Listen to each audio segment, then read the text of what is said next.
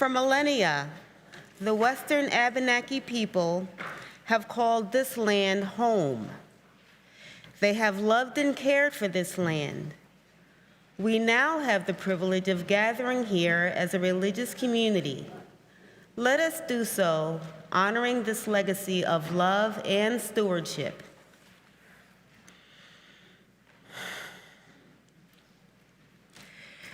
Good morning. I'm Denise Bailey, your worship associate this morning. On behalf of the entire worship team, I'm delighted to welcome all of you. Those of you in the sanctuary and those of you watching the live stream. Thank you for joining us in this time of worship. We deeply appreciate your presence and fellowship as part of our beloved Unitarian Church of Montpelier. For nearly 160 years, this church has been a sanctuary for those seeking spiritual sustenance as well as peace and justice in the world. With you, we continue today on that path.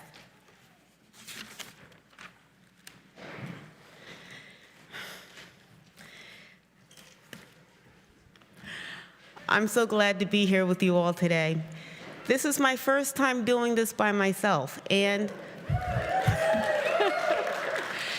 so I know you'll bear with me, and I joyfully continue this work. It's always a pleasure to have newcomers and guests join us for worship. If this is your first or second time visiting and you wish to do so, you're invited to stand or wave your hand so we might offer you a special welcome.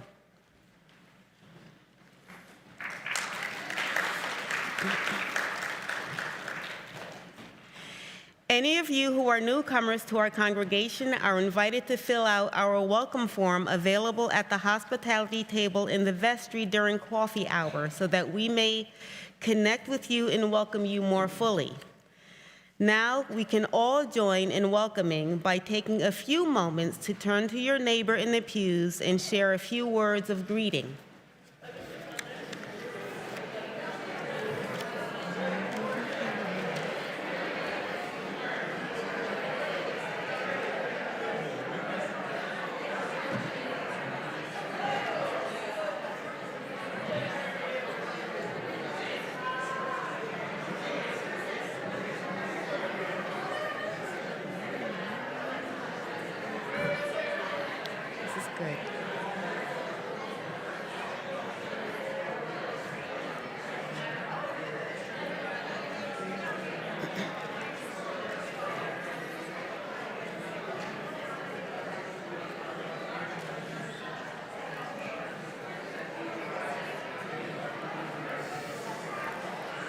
Thank you. Thank you so much. Thank you so much for sharing these warm greetings. You're invited to continue your conversation after service during coffee hour. Please know that we have hearing assist devices available on the table to the rear of the sanctuary, and if you also want to, you can listen and watch the service in the fireplace room, which is downstairs off the vestry. A member of our lay pastoral care ministry team will be available in the sanctuary after the service if you have a personal concern and would like to share more deeply. This morning, our lay pastoral caregiver is Betty McKinnell.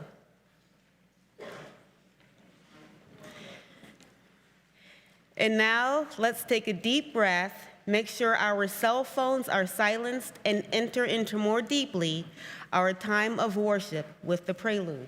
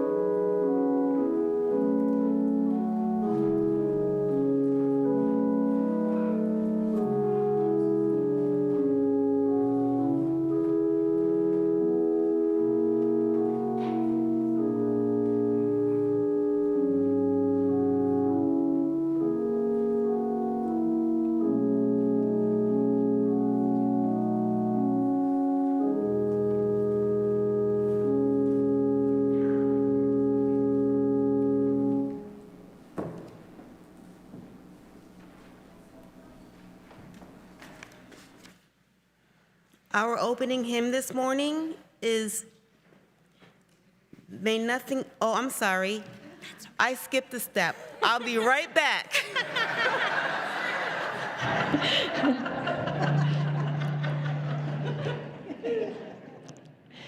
Don't worry, Denise. This is my first time this year to be doing this, so we're all in a new thing together.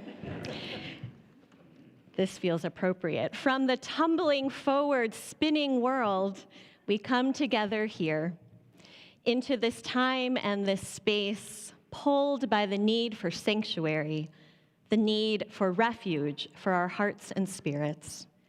We come together to find grounding, to root down into the center of ourselves, into the core of who we are and who we want to be. We come together to find stillness, to rediscover the breath of life in community with one another. And so let us breathe. Let us nourish our spirits. Let us rediscover the center that holds us in this time set aside to share in connection and reverence together. Come, let us worship together. And now let us join our voices in singing our opening hymn, number 1 in the gray hymnal, May Nothing Evil Cross This Door. Please rise in body or spirit.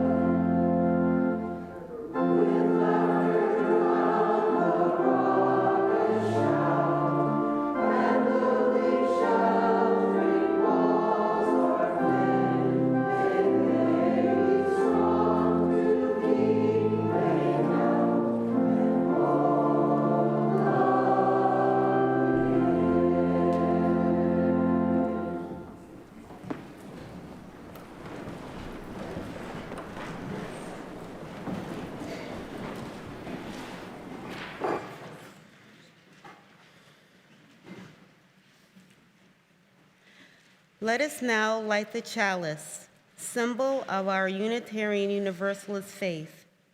This morning, we welcome Caitlin Frautland to light the chalice.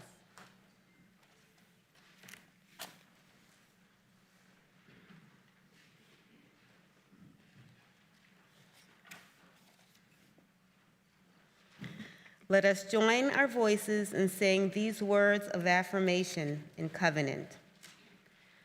We covenant to speak honestly and listen deeply to each other and the voice within, to treat each other with compassion and honor our differences. Take responsibility for the impact our words, actions, and inactions have on each other. Support each other in times of need and of grief, and celebrate the beauty and joy in our lives. Honor the gifts of the past and be gentle with each other as we grow. Encourage each other in the brave work of creating a more balanced and healthy, sustainable world. And forgive each other and start again.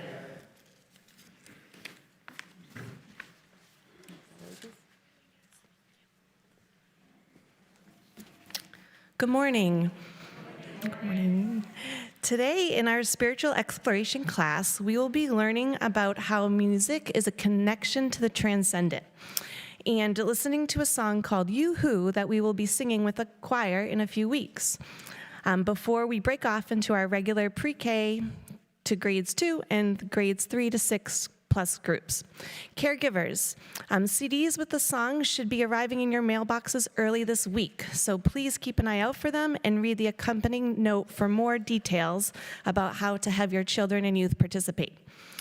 Today, goldfish will be served as a snack. If you have any concerns about the snack, please let us know. And we are delighted to welcome new families to participate in our program.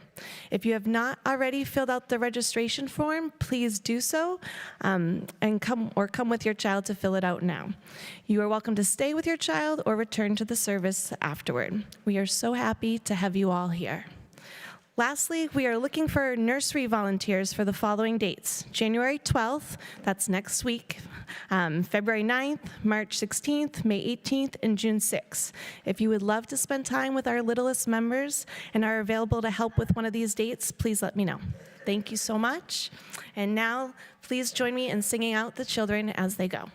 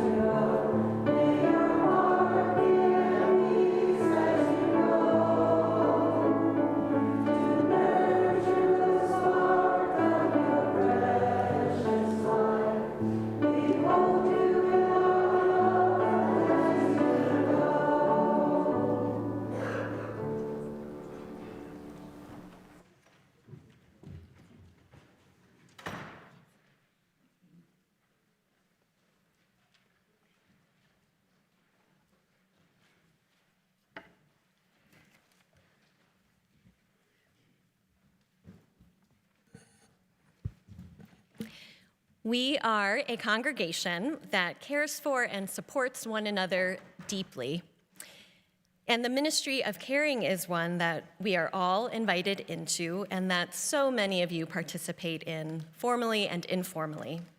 And we also benefit as a community to have some of our members trained in and committed to the ministry of caring.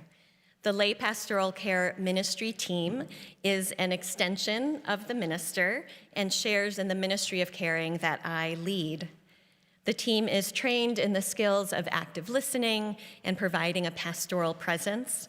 They provide support during challenging times and offer what is often the first line of response in crisis, as well as ongoing support for members' needs. They are also a primary pastoral care support network during times that I might be away. You have already had a chance to interact with members of this team this church year, and today we make a more formal introduction of this year's team to the congregation. We take a moment to recognize this team and to commission them in their service to the congregation for the rest of this church year. So our lay pastoral care coordinator is Mary Jane Olson, and joining Mary Jane as caregivers this year are Betty McKinnell, Dawn Evans, Denise Bailey, Gail Picard, Ruth Whitty, and Victoria Batten. And I'll invite them to come forward to the chancel.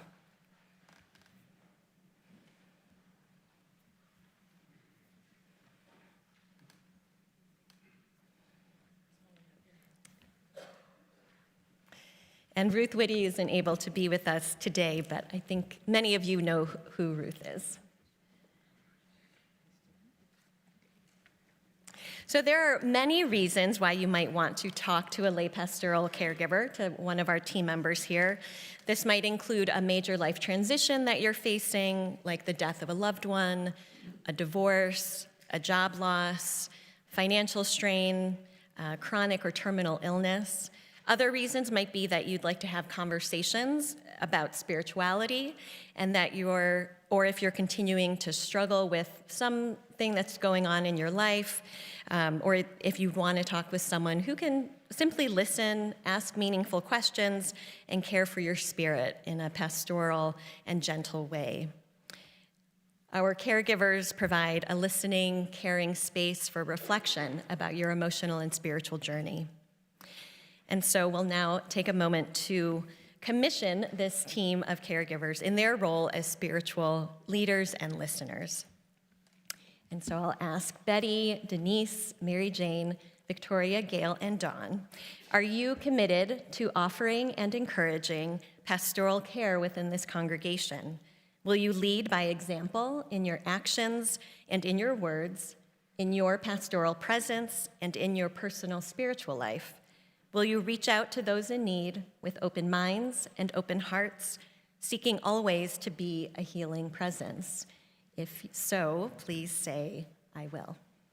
I will. Thank you. And I would like to give the congregation a chance now to respond. And this is a chance for you to think about how you might relate to this team of caregivers.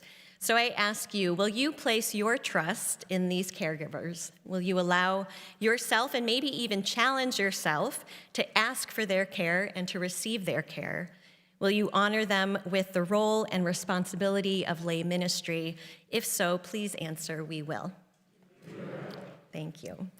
Our lay pastoral caregivers, as you've been hearing all throughout the church year, are available every Sunday in the sanctuary after the worship service.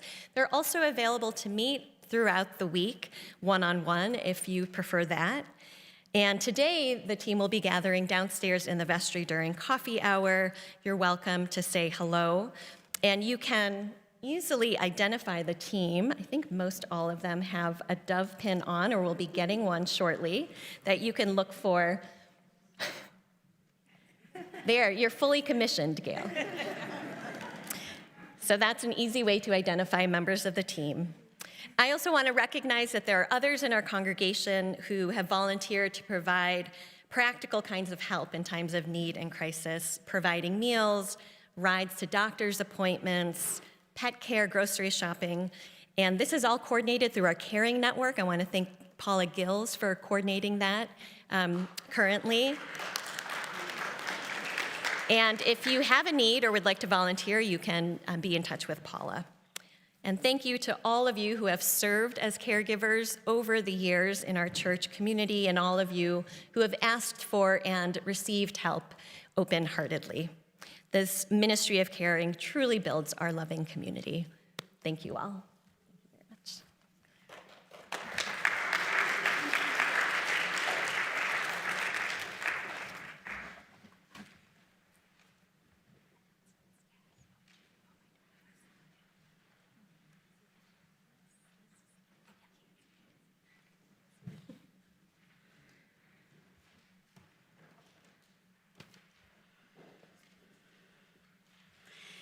It is a joy to be part of an engaged community, and here are some announcements about what's happening now.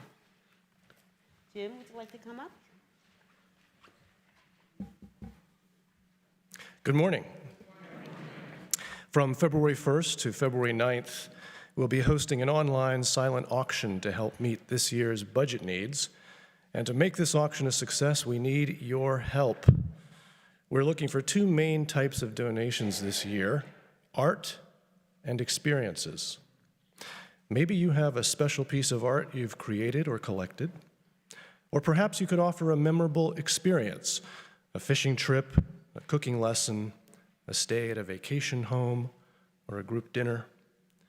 Brenda Bean is coordinating this effort. Brenda, would you mind standing for a moment? Thank you. If you'd like to make a donation, please let Brenda know, and she will help you submit a photo and a description of your donation. Brenda's contact information is in today's order of service, and she'll also be available in the vestry during coffee hour. We're asking for all donations to be submitted by next Sunday, January 12th. Thank you for your support and generosity. Thank you, Jim. Bear with me.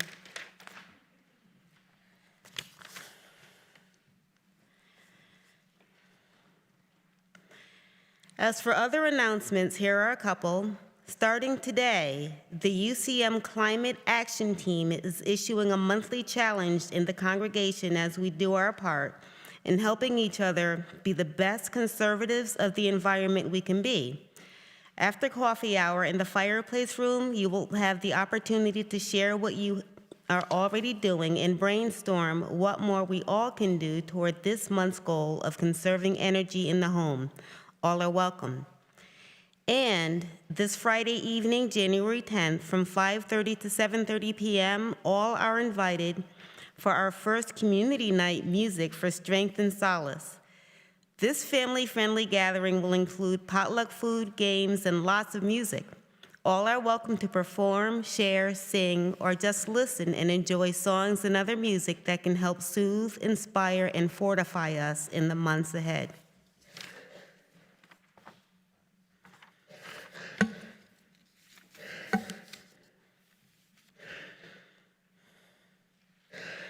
Generosity is both a spiritual practice and a practice that is central to the well-being of our church community. It is a blessing and a privilege of our free church tradition to support the shared values of this congregation with the generosity of our collective financial resources. Each month, through the UCM Community Pouch Program, we share part of our collection with an important church fund or a community organization aligned with our values. This month's Community Pouch recipient is Migrant Justice.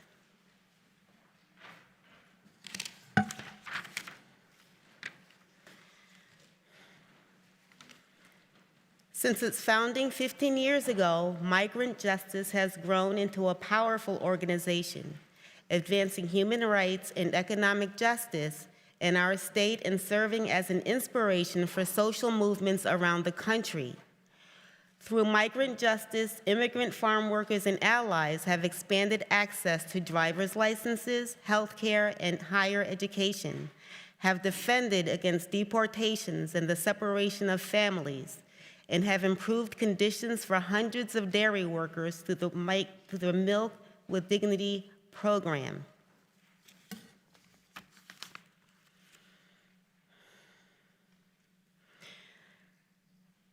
Half of our cash offerings will go to our pouch recipient. The other half will directly support the mission and ministry of this congregation. You can find the offering pouches at the end of the pews on the side aisles. Please pass them towards the center aisle. We are so grateful to each and every one of you for your generosity in its many forms. Your offering will now be greatly received.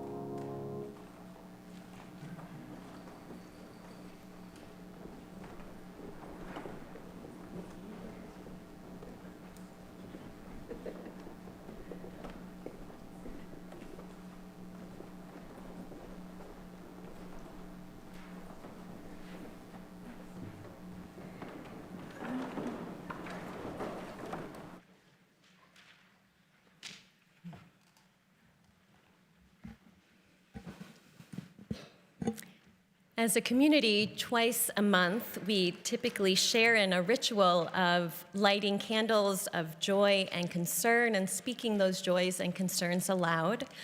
We missed one of those times in December, so it's actually been several weeks that we've had a chance to hear what's on your hearts in this community.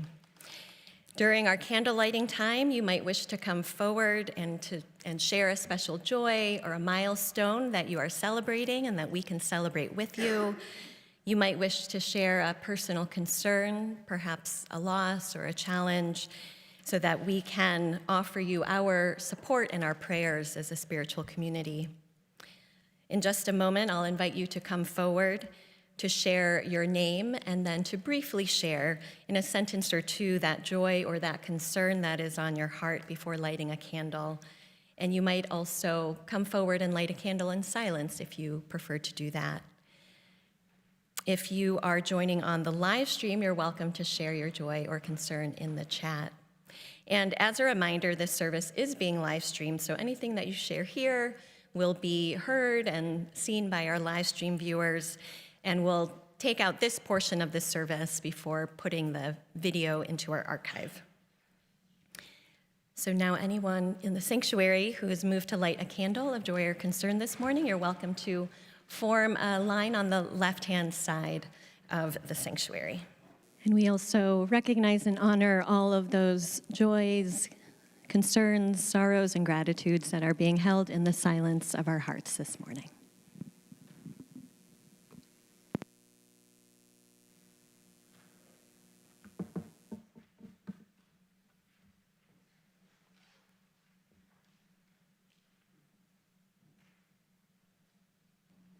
I invite us to continue in this time of meditation and prayer, allowing yourself to fully arrive into this moment in whatever way suits your body and suits your heart. We can acknowledge that in this room and in our community outside this room, our lives are so full of the many celebrations, the many delights, the many invigorations of being alive, and also the many griefs, the many heartaches, the many challenges day to day, night to night. And so we offer ourselves this gift of presence, this gift of compassion for ourselves and for one another.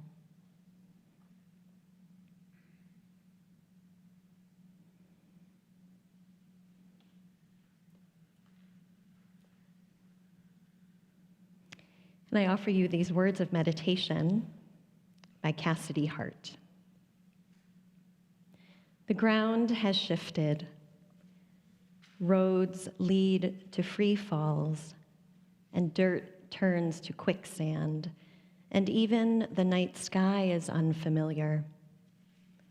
Bless the breaking, the borders crumbling in your hands, the knowing fractured into pieces too small to gather again. If you ever knew what you wanted, it's gone now. Bless the falling. Let all your conflicting desires scatter like stars, shaped into misremembered constellations. They'll watch over you without demands. Bless the grounding. You already have everything necessary, woven through your skin and your blood and every cell. Your own body holds you, and you are free to fall into the waiting embrace of what you need. Let us share in a time of quiet meditation together.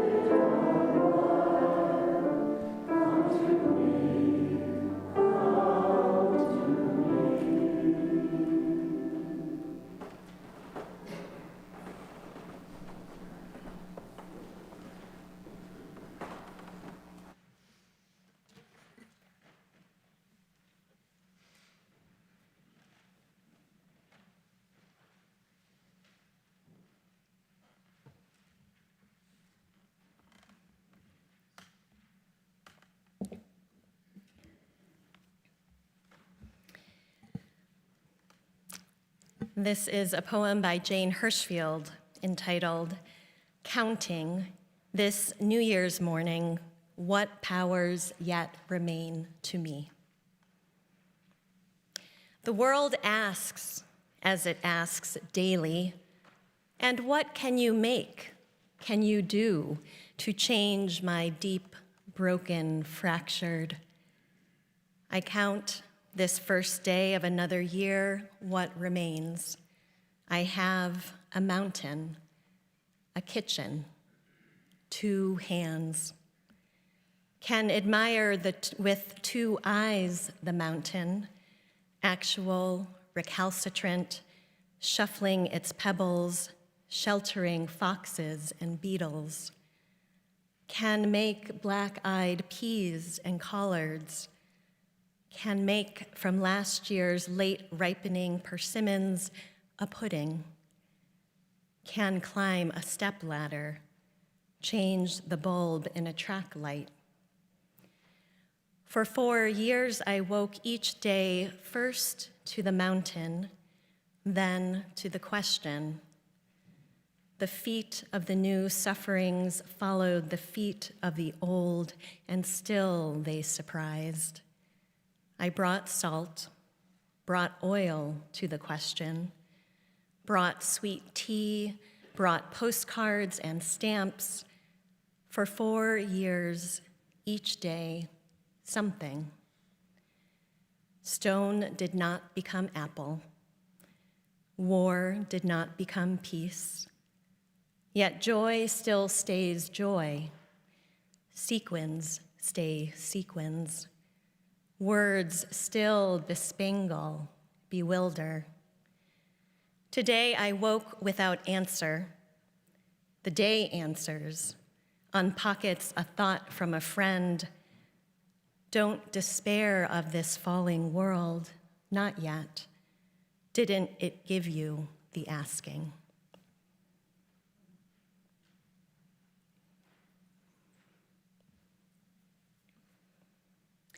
As the calendar page turns onto the second quarter century of this 21st millennium, I'm reflecting on what a curious thing time is.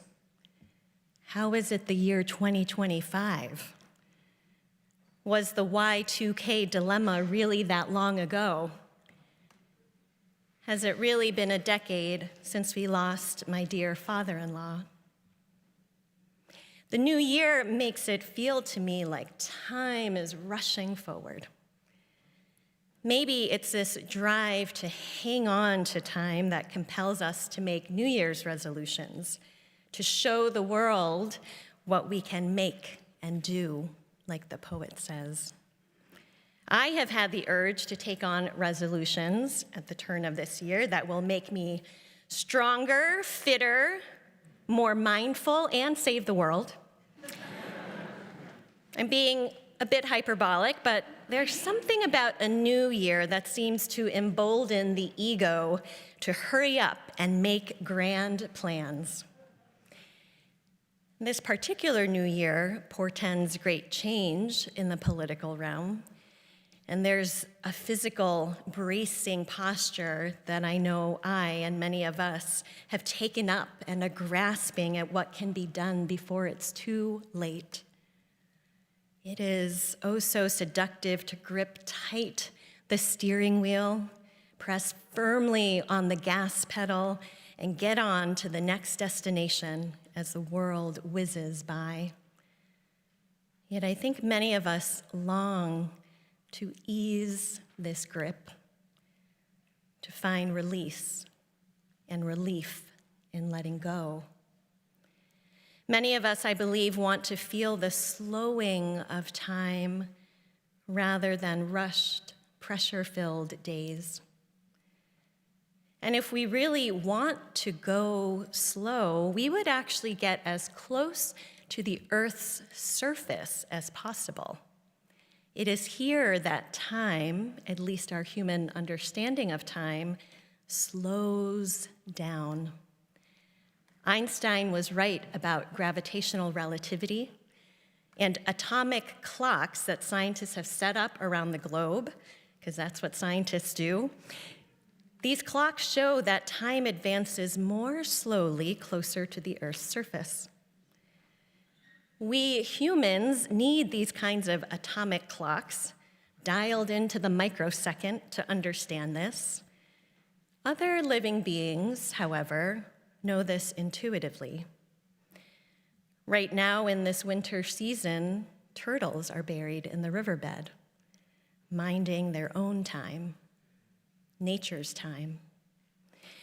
Back in 2019, while the congregation was in the midst of the Building for the Future project, anyone remember that? For those who weren't around then, this was a project to address the congregation's long-term facility needs. And during this time, I received a book from Eleanor Ott, a church member who has since passed. And some of you might remember that the BFF steering committee had selected a mascot for this project, a turtle, which was meant to symbolize the slow and steady work of this project. Well, a short time after the turtle mascot was announced, a book showed up in the mail sent by Eleanor. The book was The Year of the Turtle, A Natural History by David M. Carroll. The Year of the Turtle is a chronicle of a year's worth of observations of the habitat and behaviors of turtles living in a swampy area called the Digs, near the author and illustrator's home in New Hampshire. It's a gorgeous book if you've never seen it. And I especially love how the author describes the less observable and more mysterious season of hibernation for the turtle. Reflecting on the winter months to come for the hatchlings he has been observing, he writes, "In silence and darkness they will wait, as the warmth slowly leaves the earth surrounding them. Cold nights, chill rains, then cold days and nights together will slow down the metabolism of these unmoving turtles. And their weeks-long sleep of warmth will slip into a months-long sleep of cold. The ground will freeze around them and hold them in place as though they were encased in iron.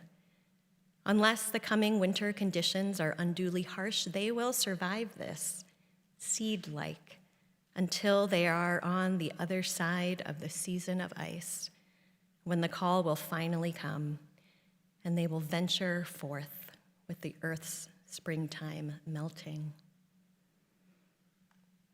Turtle time is an altogether different kind of time than we live by, isn't it?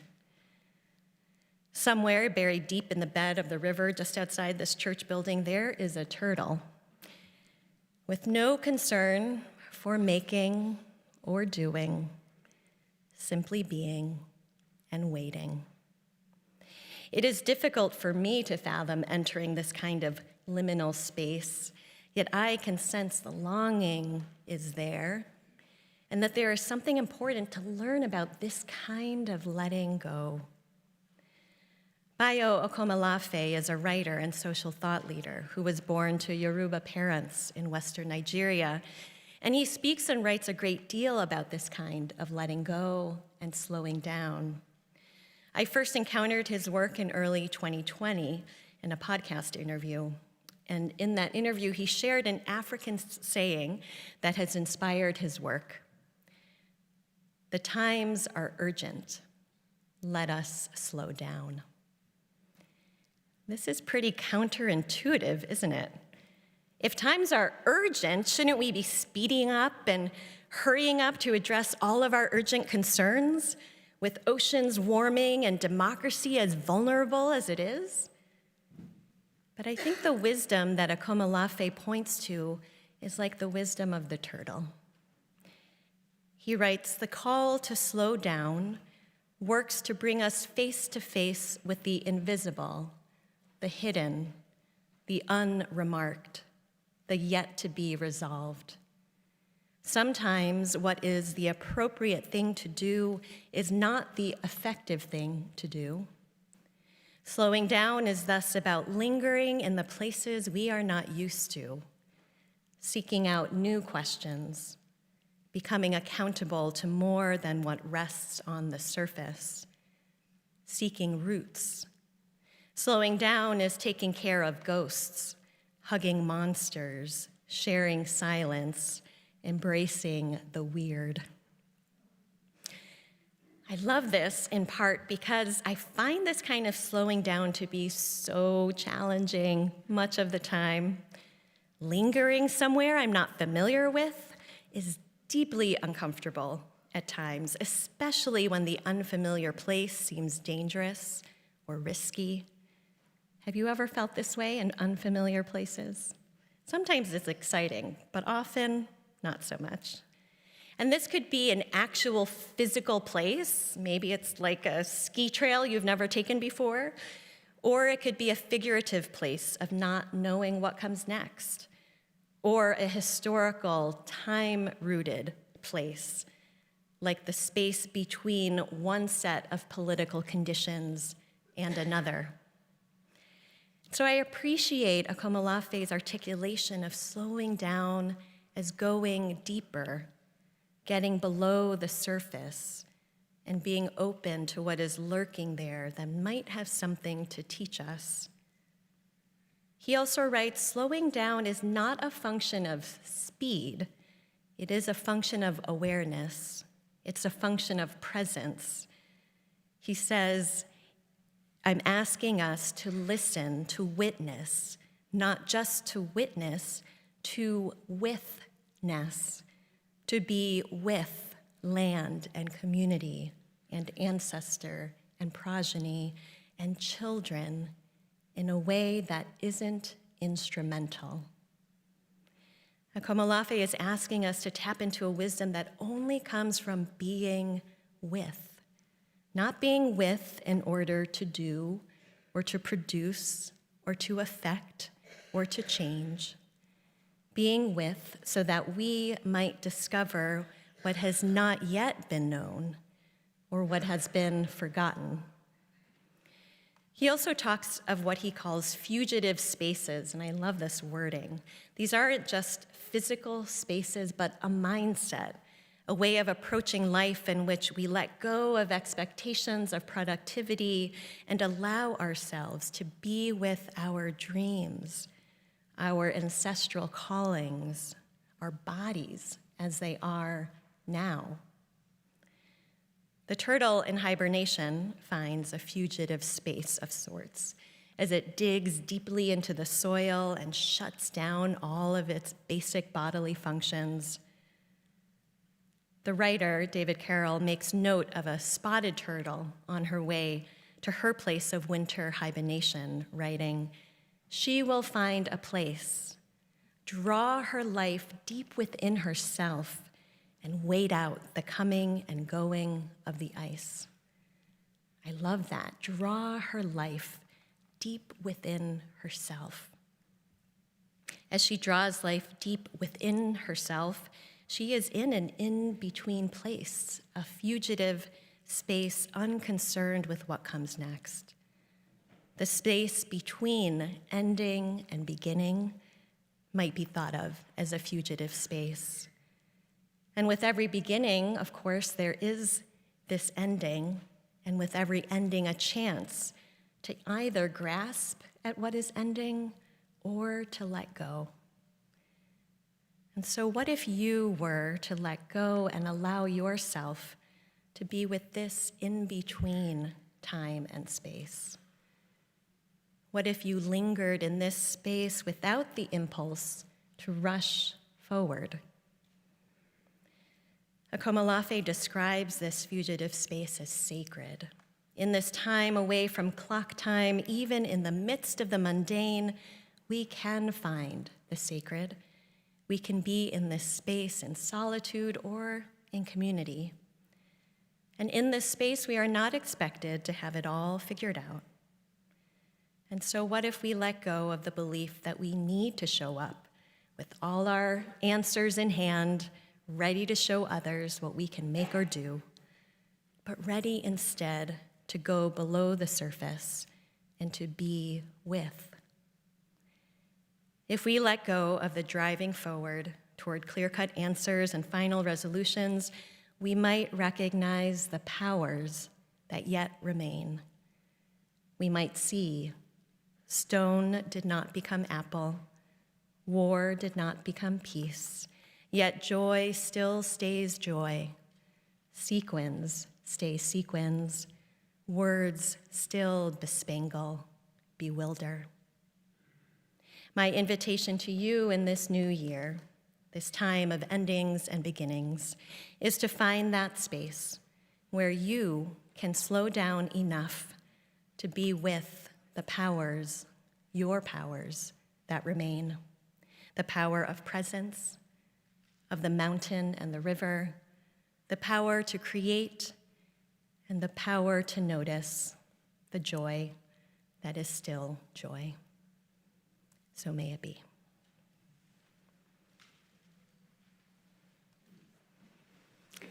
And let us join in our closing hymn, number 108 in the gray hymnal, How Can I Keep From Singing?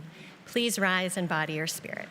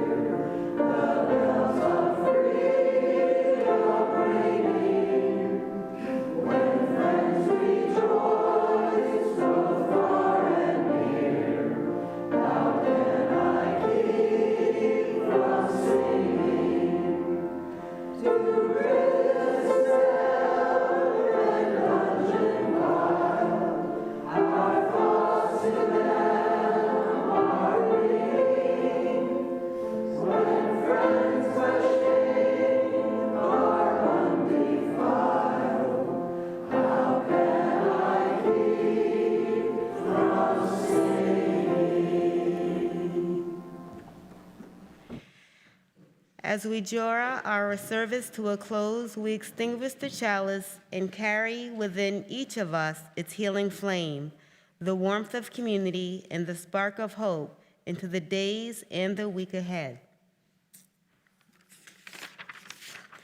Please join us now in our unison mission statement.